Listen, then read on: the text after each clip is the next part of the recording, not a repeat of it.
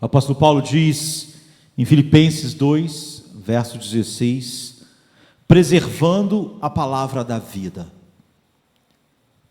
Essa é uma das funções da igreja. E nós vamos ver que ao preservar a palavra da vida, todo o mais está junto, não é? E vamos ver que preservar a palavra da vida não é simplesmente ter uma doutrina certa, sabe? Uma ortodoxia, saber a verdade e até ser capaz de defendê-la, apontar o que está errado. Preservar a palavra da vida envolve toda a nossa vida, não é? E ao meditar sobre isso, eu estava lembrando de Romanos 9, verso 20, onde Paulo, falando com um homem, diz, não é? Numa pergunta retórica, para mostrar o ponto, e também como é comum isso acontecer, ele diz: quem és tu, ó homem, que a Deus replicas?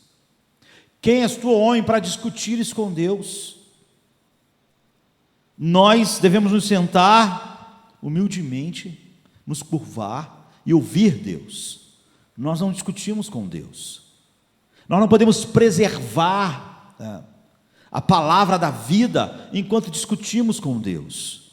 E nós vamos ver que quando nós vemos Paulo falando isso, nós pensamos, esse homem, ele não acreditava na soberania de Deus na salvação, porque esse é o tema de Paulo.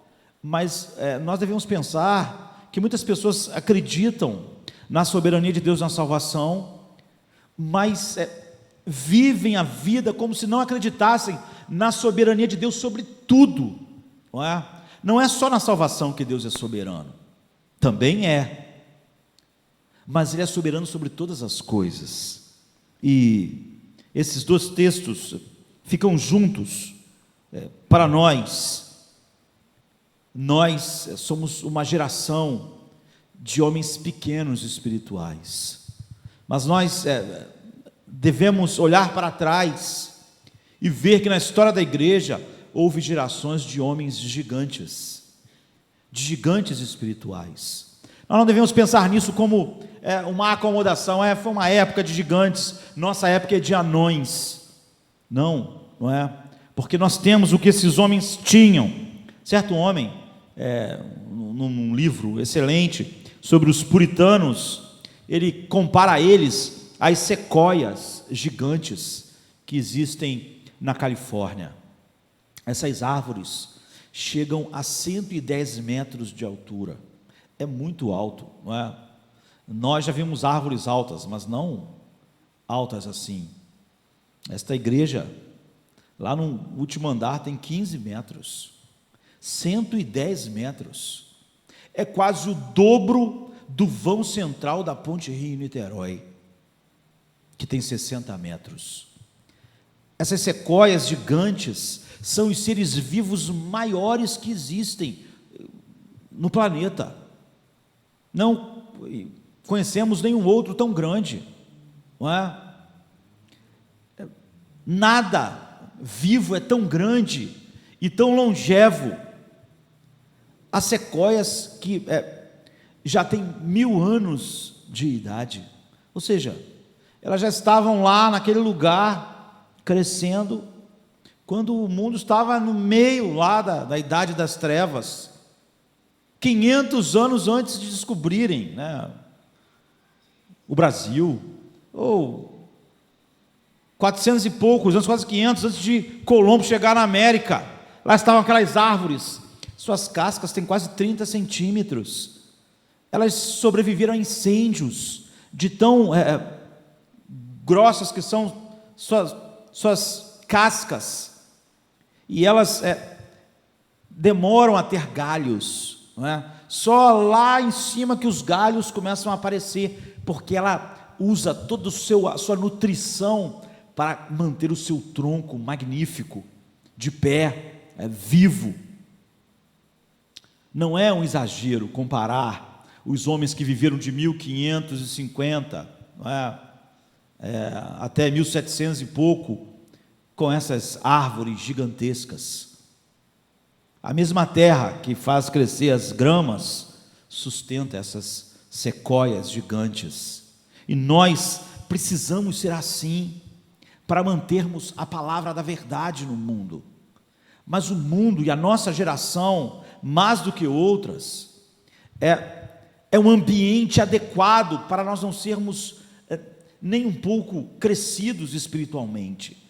O mundo tem ditado de tal maneira a maneira com que nós enxergamos a vida, que nós simplesmente somos incapazes de fugir da futilidade do mundo, porque ela é muito abrangente, ela é toda abrangente. A futilidade do mundo jorra sobre as nossas mentes dia e noite. É muito difícil não ser, mesmo nós, sendo salvos, resgatados, não sermos simplesmente pessoas fúteis.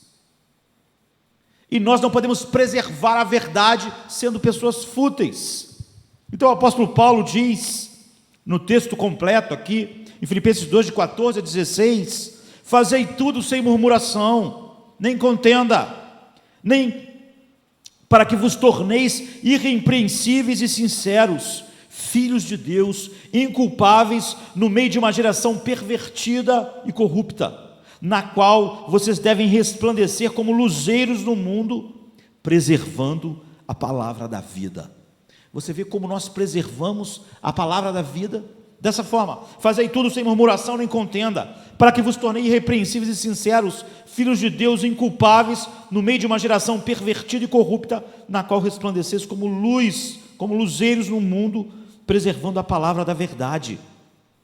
Nós vivemos numa sociedade que adora reclamar, e vivemos numa igreja que adora reclamar. Nós quase sempre temos do que reclamar. Nossa sociedade é a sociedade mais indulgente de toda a história. Nós podemos reclamar das horas de trabalho, mas nunca uma geração teve tanto tempo para se divertir e jogar o seu tempo no lixo. Essa é a geração mais rica e que menos trabalha em toda a história da humanidade. Nossas geladeiras estão com comida, trabalhamos algumas horas, mas quanto mais as pessoas possuem, mais elas estão descontentes e não sabem lidar com aquilo que têm. Quando Paulo começa a falar sobre preservar a verdade, ele diz, olha, deixando completamente, fazendo tudo sem murmuração, nem contenda. Para quê? Para que vocês se tornam irrepreensíveis diante de um mundo corrupto e sujo. Então, quanto mais as pessoas possuem na nossa geração, mais elas não sabem lidar com isso. Quase sempre nós reclamamos porque queremos ter mais, e quanto mais temos, mais longe de Deus ficamos, porque mais temos o que fazer, e nós não acreditamos mais num sofrimento silencioso, sabe? As pessoas têm a unha encravada, eles escrevem na internet. Nós não sabemos mais fazer qualquer coisa a não ser reclamar. Quando uma dor de cabeça está chegando lá longe, nós já estamos, contamos para metade do mundo. Nós somos queixosos, uma geração de queixosos. A juventude é rebelde. Por que a juventude hoje é rebelde? É caracterizada por uma atitude de insatisfação, sempre reclamando, sempre insuficiente, uma aversão à responsabilidade, um constante mau humor. As pessoas se acostumaram a falar que isso são adolescentes, como se isso fosse comum. Esse é o mundo que nós vivemos, porque nada está como o adolescente ou o jovem gostaria que fosse. É uma geração de descontentes, a geração pródiga, uma geração que tem tudo que outras gerações não tiveram. E certa vez um pensador estava falando que isso grande parte é fruto das famílias pequenas. Eu não quero me demorar nisso, mas famílias pequenas, junto com uma sociedade materialista, tende a criar filhos egoístas, comodistas. Nós somos frutos dessa geração, temos criado nossos filhos assim. Como que espiritualmente nós seríamos mais do que anões espirituais? Paulo começa com uma declaração devastadora a respeito exatamente disso. Famílias pequenas, os pais se moldam aos filhos. A comida é para um, diferente da comida do outro. Os pais vivem em função dos filhos. Eu não gosto disso, eu não gosto daquilo. E nós somos criados num ambiente em que nós realmente acreditamos que as coisas giram em torno de nós. Como nós não vamos ser pessoas que um dia não vamos querer discutir com Deus, com sua providência. Se você é criado em uma família, como antigamente, com muitas pessoas, a família não podia se moldar a alguém. Era feita uma comida e todo mundo tinha que comer aquilo. Não é assim? E se você dissesse, esse meu bife tem muito nervo, um irmão dizia, passa para cá. Você ficava sem o bife. Mas agora, não. Numa mesa de jantar, um come um troço, outro come o outro tira o que não gosta. E os pais têm que se amoldar, a família inteira, aos seus filhos. Então a autoridade é passada para a criança. A agenda do pai é feita pela criança. O que a criança quer, onde ela vai estudar, como vai estudar, se quer estudar aqui ou se quer estudar lá não sei aonde. O pai tem que dar um jeito do que ela quer fazer, do que não quer fazer. Então a criança não aprende a se submeter a nenhuma autoridade. Como pessoas assim não vão ser murmuradores. Nós vivemos numa sociedade de gente que é murmurador e insatisfeito. É uma geração crescendo num ambiente onde a autoridade é atribuída ao jovem, à criança, ao adolescente. Antes, os adolescentes, os jovens queriam crescer para trabalhar e ser independentes. Hoje não. Por quê? Porque isso vai fazer assumir responsabilidades. Minha mãe está ali sentada, nunca me levou em lojas para escolher as minhas roupas. Isso é novo. As roupas eram compradas. Aí estão as roupas novas que você vai usar. Aí está o seu tênis. Eu não ia num lugar escolher o que eu queria, não quero esse, não quero esse, não quero aquele. Então, você queria um dia assumir a responsabilidade sobre a sua própria vida, mas agora o oposto é que é verdade. Como as crianças, os jovens controlam o ambiente familiar, eles não desejam se tornar adultos, porque isso significa se moldar, e naquele ambiente tudo se molda a eles, e eles são insatisfeitos. Assim a nossa geração foi forjada. Essa geração, ela pode brincar de evangelho, mas ela não pode preservar a palavra de Deus. Ela não pode passar, se não romper esses laços, a ser mais do que anão. Porque quando o adolescente e o jovem sai da sua casa e vai para o mercado de trabalho, ninguém diz para ele, como é que você quer o escritório? Que horas você quer trabalhar? Você não está gostando daquele teu coleguinha, nós vamos tirar ele. Está gostando da parede do escritório? Não está gostando? Vamos pintar de outra cor. Não. As pessoas te colocam no lugar e dizem, olha, o que você tem que fazer é isso, você entra a tal hora e sai a tal hora. A hora do almoço é tal, você tem uma hora para almoçar e volta. Ou seja, o mundo não vai se moldar a você. Você vai ter que se moldar a essas regras, a como o mundo é. Então, os jovens esticam o máximo. Tem gente de 30 anos de idade que ainda está indeciso se vai acabar a faculdade de uma coisa ou de outra. Grande parte dos casamentos acabam hoje por causa de videogame. É ridículo. É ridículo imaginar que homens não se tornaram adultos, que seus casamentos fracassam porque eles passam horas jogando videogame.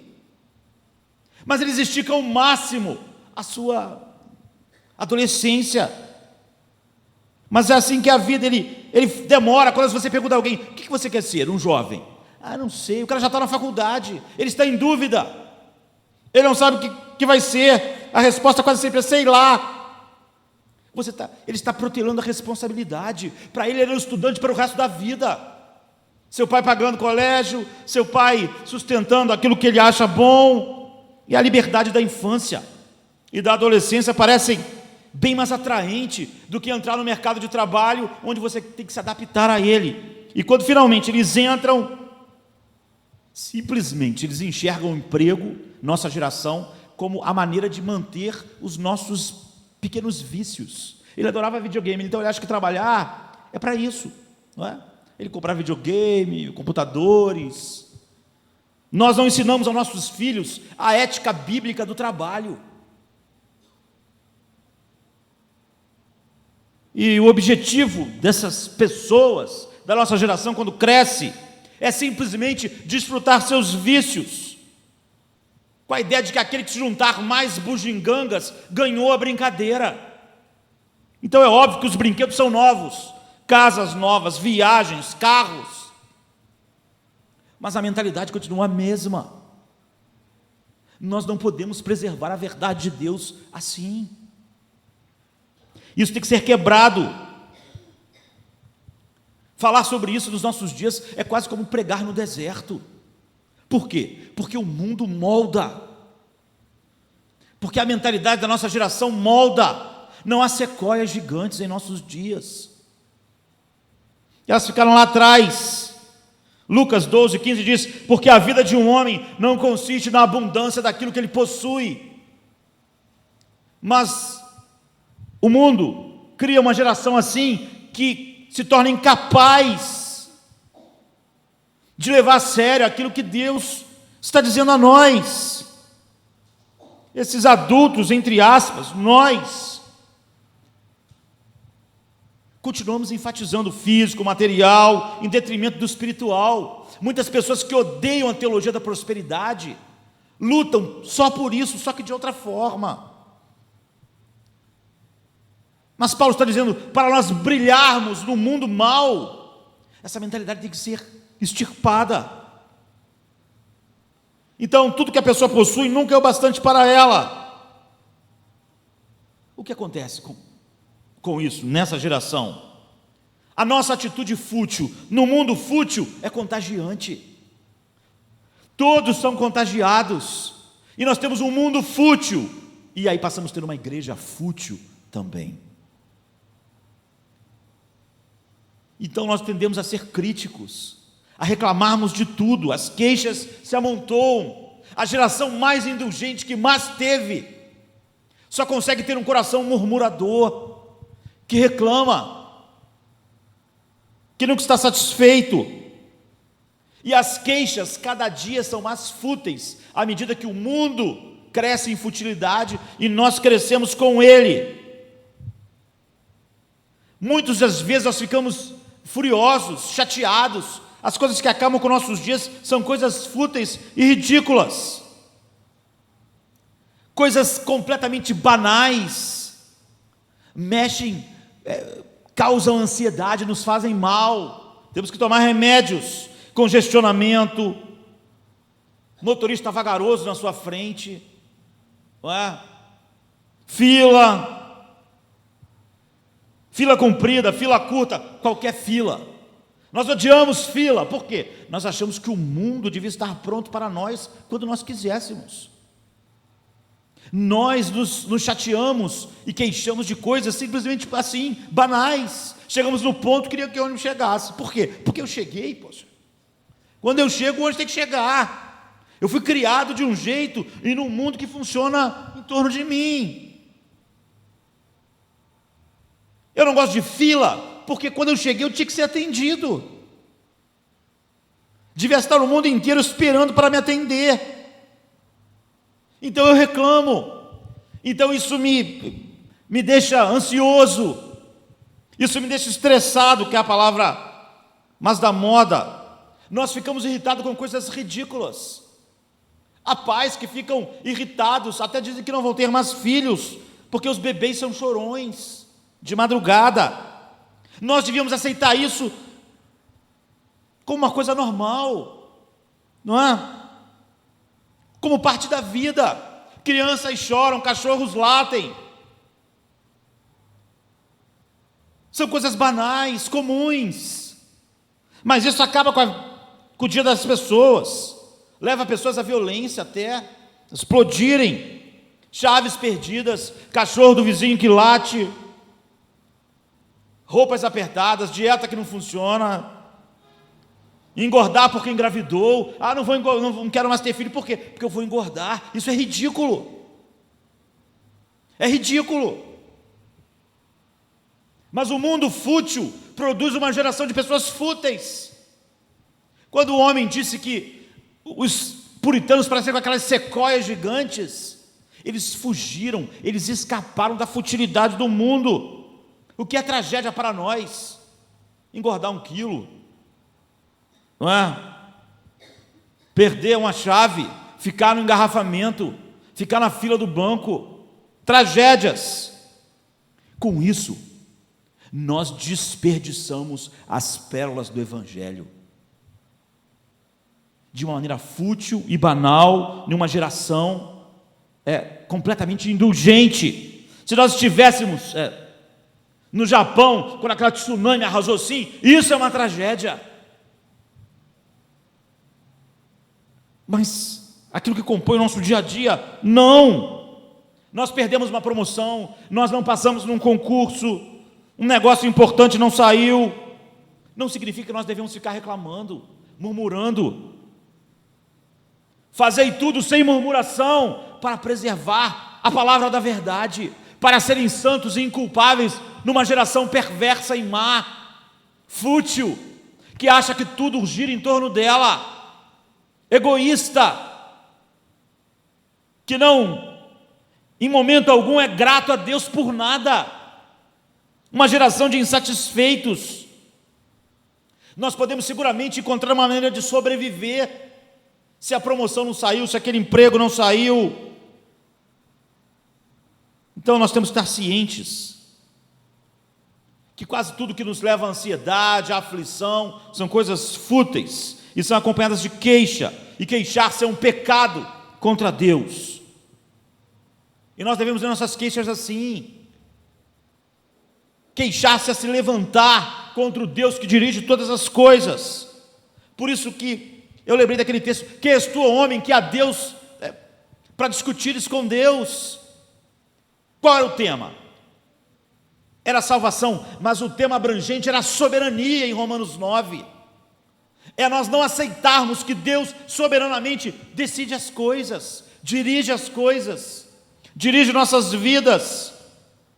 Então a queixa contra Deus sempre é uma queixa contra a sua soberania. A queixa de qualquer coisa sempre é a queixa daquele que fez o dia que nós estamos vivendo. Esse é o dia que nos fez o Senhor. Ela sempre é inoportuna, sempre é inapropriada, e nós não podemos manter a palavra da verdade no mundo e crescermos espiritualmente assim. Toda queixa é contra Deus, toda ela, sem exceção.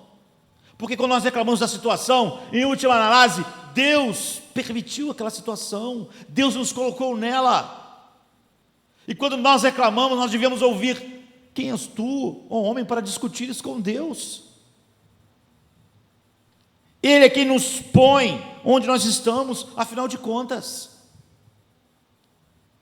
Em todas as situações que nós entramos, a grande questão é a falta de gratidão e contentamento na realidade de que Deus controla todas as coisas.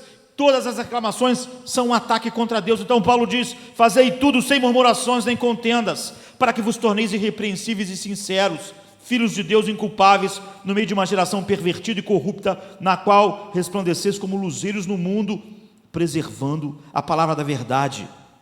Os queixosos exercem um poder devastador no mundo e na igreja. Quais problemas que a igreja já teve que não fosse por pessoas queixosas, insatisfeitas, desde o seu cotidiano comum. Alguns vão se distanciando, e Judas, em Judas 16 diz: murmuradores, descontentes, andando segundo suas paixões. Ou seja, à medida que o homem anda segundo as suas paixões, ele acha que ele é o centro, ele se torna naturalmente um murmurador, quando nada sai como ele queria exatamente. Então ele discute, ele não sabe por que o dia dele é daquele jeito, por que aquelas coisas acontecem, por que aquilo é permitido. Ele discute com Deus. Ele fala: faria um dia muito melhor se ele estivesse no comando. É uma irreverência. Murmuração é uma irreverência diante de Deus. Nós não podemos preservar a verdade e nem ser luz no mundo assim. Nós encontramos provas abundantes no Velho Testamento exatamente disso. Nós devemos proteger nossa casa, devemos proteger a igreja para não despencarmos no lamaçal de queixas, de murmuração, de insatisfação, descontentamento e ansiedade. Os israelitas estavam no deserto, a caminho da terra prometida. Deus prometeu a eles uma terra, mas Deus prometeu que eles entrariam naquela terra através dos meios.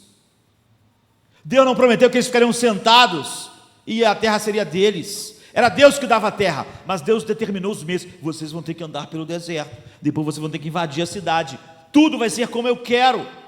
É como a salvação, é como tudo que Deus faz. Deus é que faz tudo, mas Ele determina os meios. Deus determinou que nós tínhamos, os nossos corpos tinham que, de tempos em tempos, receber nutrição. Então Ele determinou o alimento e determinou que nós temos que comer. Não adianta nós pensarmos, por que Deus não nos nutre sem a gente precisar comer nada? Ele poderia, mas não é assim que Ele fez. Então aquele povo não gostou da maneira com que Deus fez as coisas. Em Números 13, 30, até 14, 4, 9, 10, nós vimos os espias, foram espiar a terra, ficaram apavorados. Olha, é uma loucura entrarmos aí, porque nós vamos morrer. Eles foram profetas da destruição, eles foram profetas contrários à verdade, eles incentivaram as pessoas a não fazerem o que Deus mandou. Deus mandou eles entrar na terra. O que Deus espera de nós é obediência, sem contestação, sem murmuração. Quem és tu, homem, para discutir isso com Deus, discutir o plano dele? É o que eles fizeram. O que aconteceu com eles? Em Números 14, 36 e 37, a Bíblia diz: os homens que Moisés mandara espiar a terra, voltando, fizeram murmurar a congregação. Esses mesmos homens que infamaram a terra morreram de praga perante o Senhor. Isso te dá a ideia de o que Deus sente em relação aos murmuradores. A Bíblia diz: esses homens murmuradores morreram de praga diante de Deus. Deus está dizendo: eu odeio homens reclamando. O mundo lá fora que não conhece Deus, a Bíblia diz, conhecendo Deus como Deus, não adoraram como Deus, nem lhe deram graças. Imagine nós, que temos a revelação de Deus em nossas vidas. Aqueles homens espalharam um veneno pernicioso que contaminou rapidamente as pessoas. Nós temos sido criados nessa geração indulgente a nunca estarmos satisfeitos e reclamando de tudo. Os pais têm criado filhos para isso. Quando nós repetimos isso, nós não criamos filhos para Deus, nem com a ética bíblica para o trabalho. Nós criamos filhos para reclamar. Não temos criado filhos, nem temos sido homens que Paulo está declarando como luzeiros no mundo, no meio de uma geração corrompida.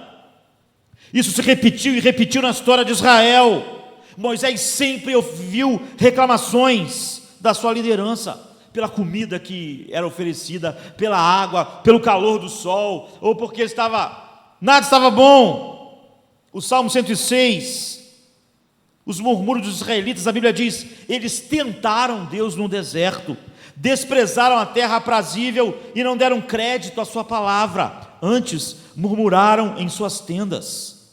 Então Deus jurou de mão erguida que os havia de arrasar no deserto, e também derribaria entre as nações a sua descendência. Salmo 106, versículo 14, 24 e 27.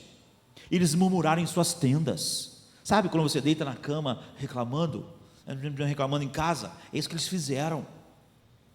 Você vê a reação de Deus. Deus odiou aqueles homens reclamando. De que reclamavam eles? O que eles pensam a respeito de Deus? Porque eles não eram gratos. Aquele julgamento divino tem perseguiu Israel durante a sua história. E o Novo Testamento é claro em dizer para nós: a história de Israel é para a igreja aprender com aquilo e não repetir. Paulo diz assim em 1 Coríntios 10, 5, 6 e 10: entretanto, Deus não se agradou da maioria deles, por causa da murmuração. razão porque ficaram prostrados no deserto. Ora, para que Deus contou essa história? Para que Deus registrou? Paulo diz, ora, estas coisas se tornaram exemplo para nós, a fim de que não cobicemos as coisas mais. Pensem bem, o que eles cobiçaram? Não foi um carro novo, nem uma casa nova. Paulo está dizendo, isso ficou de exemplo para que a gente não cobice as coisas mais a ponto de reclamarmos. Eles estavam enjoados de comer maná todo dia e queriam um bife. Eles estavam cansados do calor do deserto. Eles queriam panelas de cebola. Paulo disse, eles cobiçaram. Quando nós ansiamos por coisas que fazem com que nós perdemos o nosso deleite em Deus, isso é mostra terrível do nosso desvio. Podia ser o maná, todo dia maná, eles começaram a reclamar. E Paulo disse, isso ficou registrado para que nós não cobicemos as coisas mais. Imagine o que a nossa geração indulgente tem cobiçado, e quão fútil é o que nós temos cobiçado, perto do que eles cobiçaram, um prato de comida melhor. Nós reclamamos da vida, por coisas muito mais fúteis, do que comer todo dia a mesma comida. Reclamamos por causa dos brinquedinhos, que nós não podemos ter, porque fomos criados para isso. Paulo diz, ora, essas coisas se tornaram exemplos para nós, a fim de que não cobicemos as coisas mais, como eles cobiçaram, nem murmuremos como eles murmuraram, e foram destruídos. É o que o Novo Testamento diz para nós, isso foi deixado para nós não cobiçarmos as coisas mais. Pense no que eles cobiçaram, e murmuremos como eles, e sejamos destruídos como eles foram. Eles cobiçaram coisas muito menos fútil do que nós.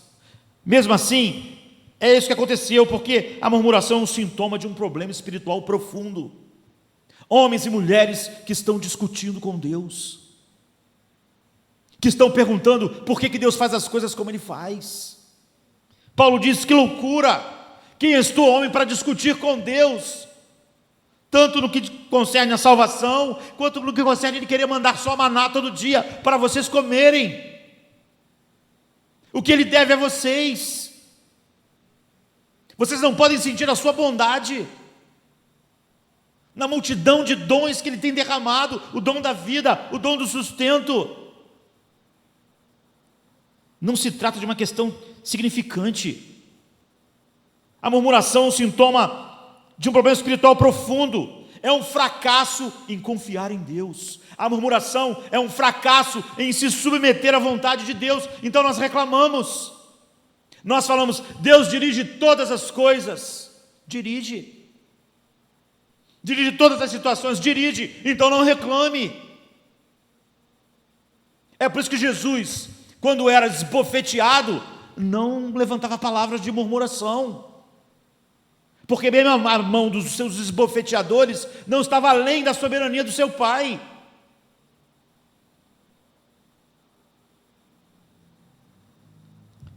Não é uma questão insignificante. 1 João 5,10 diz, aquele que não dá crédito a Deus, faz dele um mentiroso. Quando aquelas pessoas falaram, nós não podemos entrar naquela terra, porque lá tem gigantes, eles falaram, Deus está mentindo, nem Ele é capaz de nos colocar lá. Murmuração é isso. Um texto que melhor se enquadra em Lamentações 3,39, a Bíblia diz, porque pois se queixa o homem vivente, queixe-se cada um dos seus próprios pecados.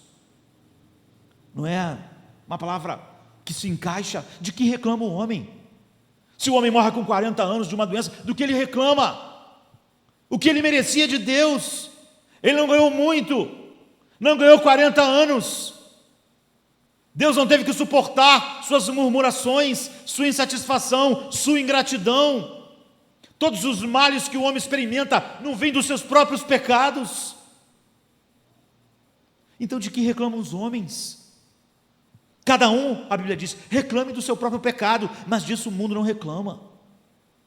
Nem nós, muitas vezes. Deus perdoa os nossos pecados, e o único meio apropriado de dizer obrigado é ser agradecido. Lutero, numa época de tremenda enfermidade. Ele diz numa oração: Deus, se tu perdoou o meu pecado, pode malhar o barro como quiseres, malhe como quiseres. Se tu me perdoou, se eu sou uma nova criatura em Cristo, então malhe como quiseres o barro. É isso. Isso é ser realmente agradecido. E quando nós aprendemos interiormente, temos um espírito de gratidão, naturalmente esse espírito afugenta o espírito de ansiedade e nos torna pessoas com dificuldade de reclamar. Contentamento na Bíblia é uma ordem. Agora nós temos uma base para a vida que preserva a verdade. Se nós não vivemos assim, não podemos preservar a verdade num mundo corrupto.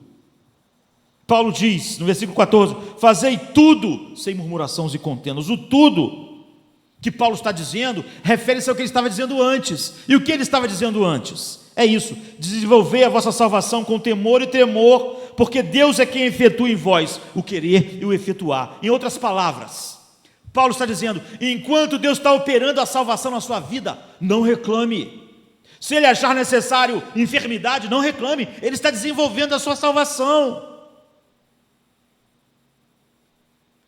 É esse o contexto, sabe? Ele está desenvolvendo pelo seu querer a sua salvação, então faça tudo sem murmuração. Se Deus em sua graça está te salvando, está operando a salvação, vai levar você até o fim, para o fim glorioso do que você reclama. Não murmure nunca, é o que ele diz.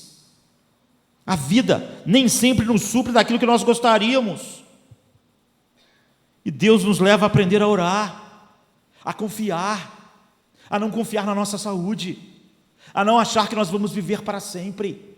Deus usa todas as coisas do mundo para mostrar a nós quem nós somos, como a vida é curta, como não devemos ser fúteis. E quando Ele faz isso para nós, seus filhos, Ele está operando a sua salvação. Então Paulo diz: não murmure, enquanto Deus está operando o querer e o efetuar, segundo a sua boa vontade. É isso que a Bíblia diz para nós. Enquanto Deus opera a salvação, esteja contente. Grandes coisas Ele está fazendo por você, esteja alegre. Então em Lucas 3,14, Jesus diz: contentai-vos com o vosso salário. Não se contentar com o salário é pecado. Não que você não deva trabalhar, estudar para melhorar, mas se o seu salário leva você a reclamar, você devia ouvir Lucas 3,14: contentai-vos com o vosso salário. Mas não vai dar para comprar todos os brinquedinhos que eu quero, então eu fico chateado e triste. Em 1 Timóteo 6, 6 e 8, Paulo diz: grande fonte de lucro é a piedade, ou seja, a vida com Deus, com contentamento, tendo sustento e como se vestir, esteja contente. É isso. Enquanto Ele desenvolve em nós a salvação, se você tem que comer o que vestir, dê graças a Deus. Em Hebreus 13, 5 diz: seja a vossa vida sem amor ao dinheiro. Aí você diz: não, é assim que eu sou. Mas o versículo continua, para ser o teste, ele diz: contentai-vos com o que vocês têm. Porque se você não se contenta com o que você tem, você ama sim o dinheiro, e você acha que se você tivesse mais dinheiro, você poderia ter o que você gostaria, então você seria uma pessoa contente. Então o obstáculo para o contentamento são as queixas e as contestações. A palavra grega traduzida por murmurar em Filipenses 2,14 é gongusmos. Ela é uma palavra onomatopeica. É aquela pessoa que está sempre reclamando em voz baixa, não é? A vida é difícil, por que isso acontece comigo? Eu não entendo, Senhor, eu faço, me esforço, mas a vida eu não sei. É isso. É gente que murmura, gente que reclama. A palavra quer dizer isso, um descontentamento, um resmungo em voz baixa, com a gente mesmo, falando, resmungando, não aceitando. Por que isso acontece? A palavra é usada lá no Antigo Testamento também. Ela expressa exatamente a atitude que os israelitas tinham em suas tendas. Ficavam lá sentados reclamando do maná, reclamando do calor, reclamando dos gigantes, reclamando de tudo. E Paulo diz: olha, sem contestação. A palavra grega usada é uma palavra mais intelectual. A contestação é quando esse murmúrio, não é? se transforma num questionamento e numa crítica verbal clara. Quando nós devemos ouvir: quem és tu para discutir isso com Deus? Deus é soberano, está operando a sua salvação. Não murmure, não critique Deus, não critique sua sabedoria. Fala de uma lamúria emocional que se transformou num debate com Deus. Sabe, às vezes Deus é contestado assim como Jó. Jó começou a discutir com Deus sobre as coisas, por que as pessoas não entendiam como estava acontecendo. Nós sempre achamos que temos uma concepção melhor. Nós temos criado filhos para achar que suas concepções são as melhores. Nós achamos que temos uma concepção sobre emprego melhor do que a concepção de Deus. Achamos que temos uma concepção de casamento melhor. Achamos que a concepção de Hollywood de casamento é melhor do que a de Deus. Achamos que a concepção nossa da igreja, do lar, dos filhos, de diversão, de entretenimento, não concordamos. Então nós verbalizamos nossas críticas, nossa opinião. Nós não nos calamos diante de Deus, nem da verdade. Paulo disse: gente assim não pode manter a verdade. Paulo diz: há um meio melhor de viver, desenvolver a vida cristã. Pensem em quão pressionados foram os puritanos, perderam tudo. Mas aqueles homens se tornaram gigantes, porque eles não eram assim. Eles brilharam como luzeiros no meio das trevas profundas do mundo.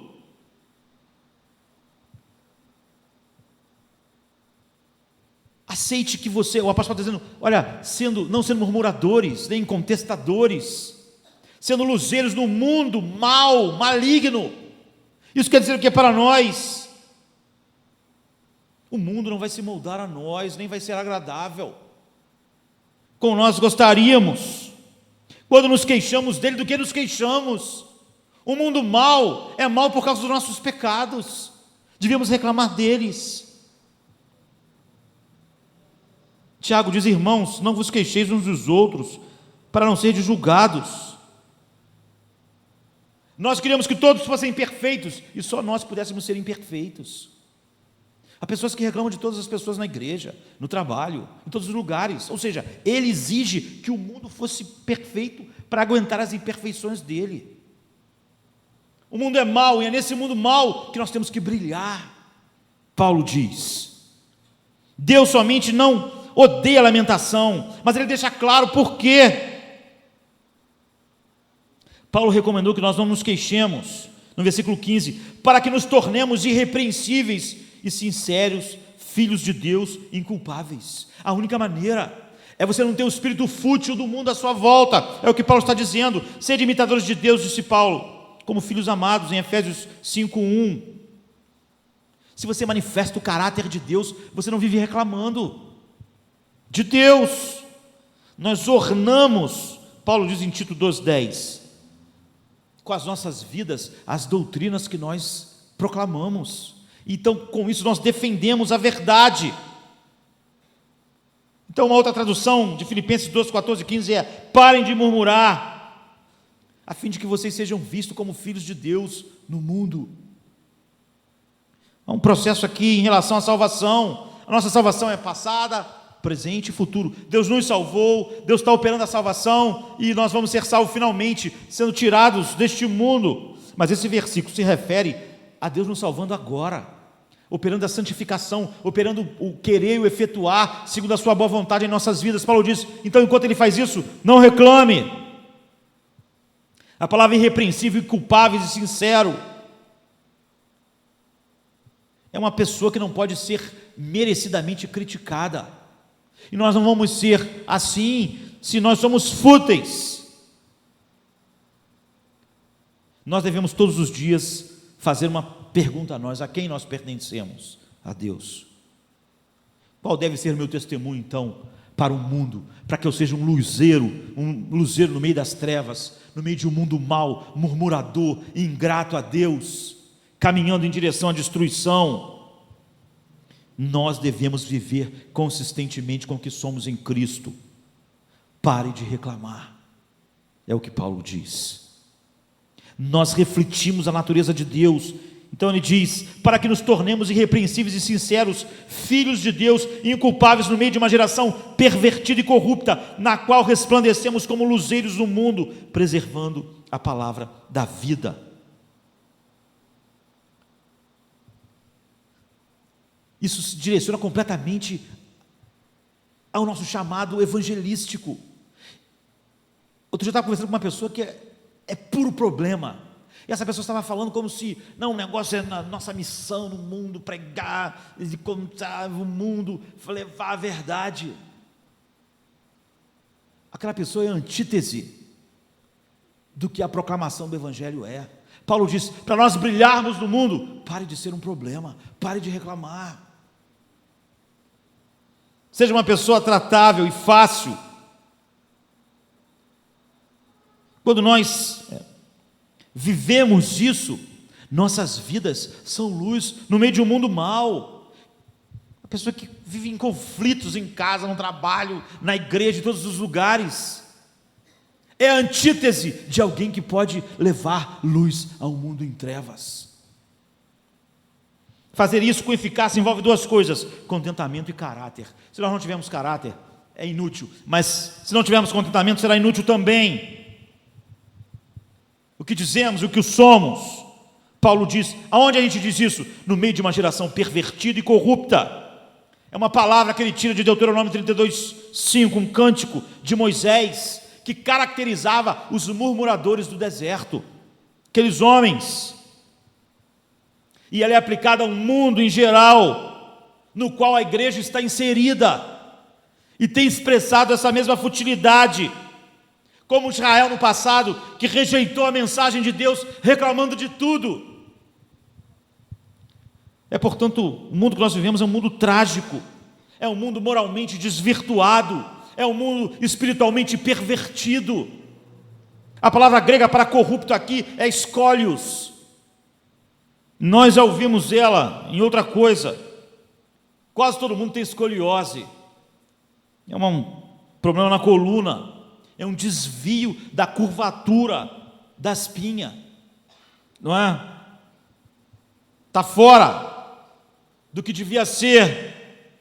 Então colocou a palavra escoliose, que vem dessa palavra escólios, para descrever algo fora do alinhamento normal, fora do padrão que era para ser. A Bíblia diz: assim é um mundo pervertido.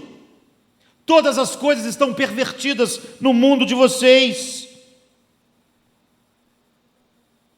A Bíblia em Provérbios 2,15 diz que o homem natural perdido é aquele que segue em veredas tortuosas e se desviam dos seus caminhos. O profeta Isaías interpreta melhor, dizendo assim, em Isaías 53:6: todos nós andávamos desgarrados como ovelhas. Ou seja, todos nós tínhamos uma escoliose no coração, vivíamos fora do padrão de Deus, éramos pervertidos, estávamos fora. A palavra pervertido amplia o sentido. Então pense em quão desvirtuada se tornou nossa sociedade por vícios morais. Hoje o aborto não é só uma vergonha, ele é defendido como um direito. Essa é a sociedade que nós vivemos. O aborto, matar um ser humano, virou um direito. Um direito que um país quer garantir às pessoas. Pensem quão pervertido se tornou o mundo e a nossa sociedade. O governo quer, e os governos do mundo, por lei, garantir o direito de ser pervertido. Todas as aberrações sexuais devem ser protegidas como um direito. É nesse mundo que você deve resplandecer. Nesse nível de depravação e corrupção. Se você é um cristão obediente e virtuoso, você vai causar uma impressão surpreendente nas pessoas. Você vai ser luz. Muitas pessoas não vão gostar, porque a luz manifesta as trevas, as coisas que não deviam ser vistas. Ou então, as pessoas serão atraídas pela verdade do Evangelho em você. Então pense, sua vida, sabe, o destino do mundo está intimamente ligado em como você vive a sua vida. Como você vive a sua vida, se você é luz, a vida do mundo inteiro está de alguma forma ligado a como você está vivendo, porque ou essas pessoas vão ser repelidas ou vão ser atraídas pela luz do Evangelho que brilha na sua vida. O destino eterno dela depende de como você está vivendo a sua vida. A qualidade da sua vida é o termômetro do seu testemunho pessoal no meio de uma geração corrupta. Então aí Paulo diz, preservando a palavra da vida. É assim, a palavra de Deus que dá a vida no mundo pervertido e morto. Paulo diz, parem de murmurar, deixem de ser fúteis, parem de argumentar com Deus, obedeçam com alegria. O Salmo diz, servi ao Senhor com alegria, obedeçam, se submetam, não discutam. Isso é brilhar no mundo como luz. O mundo inteiro está reclamando, o mundo inteiro é ingrato, o mundo inteiro é insatisfeito, o mundo inteiro não está satisfeito com nada que tem e que ganhou. Uma vida que brilha é esta vida completamente diferente. Essa vida transformada é que pode impactar a sociedade. Não um evangelho que se torna relevante porque nós contextualizamos, porque nós temos jogadas de marketing e pragmatismo. É uma vida assim, Paulo diz, que será a luz do mundo, que fará a diferença. Um espírito parecido com o do mundo, que resmunga, que discute com Deus, insatisfeito, não grato, não é luz, é trevas. Pessoas assim, pode, outra pessoa me diz, uma pessoa completamente complicada no lar, complicada na igreja, complicada em todos os lugares. Eu queria ir para a África evangelizar. O que você vai fazer na África? Você é a antítese da luz. Você é um problema. Paulo diz, enquanto Deus está operando a salvação em nós, não reclamem, não sejam murmuradores. Há pessoas que reclamam de tudo, reclamam na igreja do calor, ou o ventilador está pegando muito, se o som está alto, se o som está baixo, se tem muita luz, se tem pouca luz, se o louvor é curto, se o louvor é longo, se a mensagem é longa, se a louvagem é curta. As pessoas reclamam. Se a caixa devia ficar no 5 ou no 10. Paulo diz, vocês não podem preservar a verdade assim. Futilidades levam a uma vida fútil e ela é contagiante.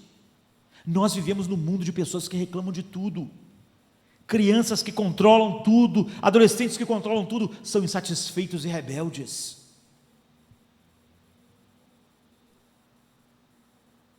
O que é pior é que isso é extremamente contagioso. Então ataque essa fonte, é o que Paulo diz, para vocês serem luz e para poderem preservar a palavra da vida. Então ele diz, Filipenses 2, 14 a 16, fazei tudo sem murmuração. Nós devemos lembrar qual é o contexto. Ele estava dizendo, Deus opera em vocês o querer e o efetuar segundo a sua vontade, ou seja, Deus está operando a salvação em vocês. Então vocês, fazei tudo sem murmurações, nem contendas, para que vos torneis irrepreensíveis e sinceros, filhos de Deus inculpáveis, no meio de uma geração pervertida e corrupta, na qual resplandeceis como luzeiros no mundo, preservando a palavra da vida, a palavra que pode salvar as pessoas. Preservar a verdade é muito mais do que só ter a ortodoxia certa, é o que Paulo está dizendo para nós. Nós não temos nenhuma razão para não sermos sequoias gigantes, como os puritanos. Nós precisamos escapar da futilidade do mundo, da futilidade da nossa geração. Nós vimos, como Paulo disse, que Deus deixou tudo isso registrado, a murmuração dos israelitas, para nos ensinar a não cobiçar como eles cobiçaram. Então, fazei tudo sem murmuração nem contenda, para que vos torneis irrepreensíveis e sinceros, filhos de Deus inculpáveis, no meio de uma geração pervertida e corrupta, na qual resplandeceis como luzeiros no mundo, preservando a palavra da vida. Vamos ficar de pé. É tempo de maturidade, queridos. É tempo de crescimento espiritual.